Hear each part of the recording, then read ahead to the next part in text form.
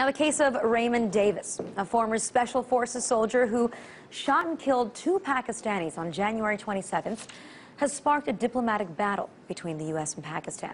For weeks, the line that we heard from the Obama administration was that Davis was our diplomat in Pakistan. This despite a widespread belief in Pakistan that he was, in fact, a U.S. spy. And what do you know? It turns out that they were right. But we didn't learn that thanks to our government or our media, but rather the British press. The Guardian reported that David actually works for the CIA, and the Pakistani officials believed he had worked for Blackwater in the past. They also reported the U.S. media organizations knew this information, but it had withheld it at the request of the Obama administration. And yesterday, all of that was confirmed by the Times once this story was already out. So it makes us question again the role that the U.S. media plays. Is it the government watchdog, or is it the government lapdog?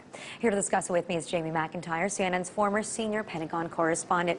Jamie, thanks so much for being here. Thank you, Alona. Now, in this case, obviously, this isn't unusual, especially not in the U.S., for the U.S. media to hide certain identities, especially if they are, perhaps working for the CIA, if they think that someone's life might be at risk. But let me tell you where my issue is. It's one thing to withhold that information, but what the New York Times did is they not only withheld that information, they then reported on what the administration was saying for the last couple weeks, which is calling him our diplomat in Pakistan, which they knew was wrong information.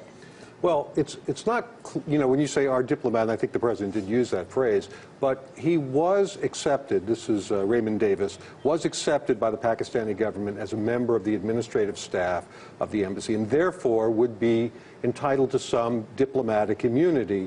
Not as a diplomat per se, but as somebody. Is every contractor who works for the CIA, though, a diplomat? I mean, well, but every employee of the embassy, whether they're in a support role or whether they're providing security, if they're accepted by the government under those conditions, and there are people who work at the U.S. embassies around the world who are from various agencies, some from the U.S. military, some from departments like the Department of Agriculture. There are all kinds of people who work there. But yes. Did the U.S. government fail to disclose that he was a CIA employee and a contractor for the CIA? Yes, they did. And this is, gets to be the problem that you have if you're in public affairs at the CIA, is that the CIA has very little credibility since they routinely don't disclose the truth. But the key question here again is, under what conditions should the U.S. news media withhold information and it's not, for me, it's not a question of whether to report it, it's a question of when to report it. You said it's not unusual for news organizations to withhold information if it could jeopardize someone's life or perhaps jeopardize national security. Well, actually, it is pretty unusual. It's not the routine. And when news organizations are requested by the government to do that, they rarely promise to do it. They consider it.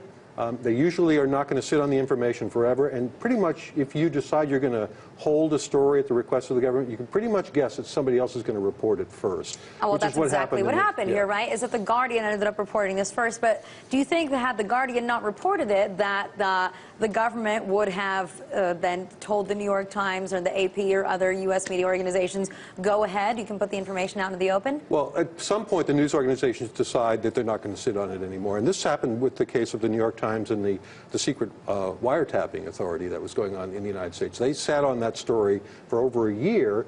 Which they, by the way, Bill Keller doesn't like to really talk about. He likes to brag about the fact that they still printed the NSA wiretapping story, even though George Bush had tried to persuade them not to.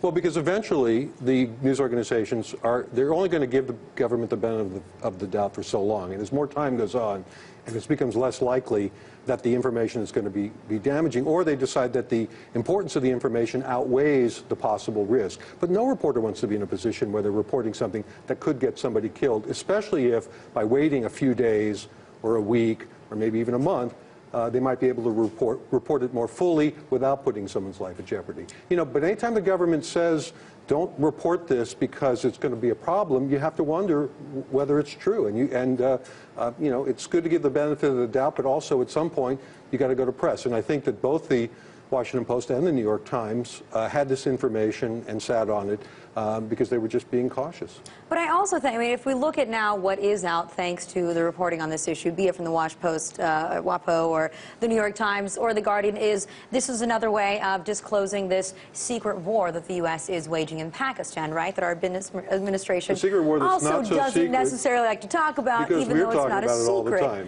to anybody. We know that there are CIA people in Pakistan. But we know there are lives at risk, right? There are legal issues now being brought up. So don't they also have an obligation to report about that? Don't the American people have, you know, the right to find out about wars that our country is waging? And the reason we know as much about it as we do is because of the press, and because of the press reporting of the drone strikes that are operated by the CIA.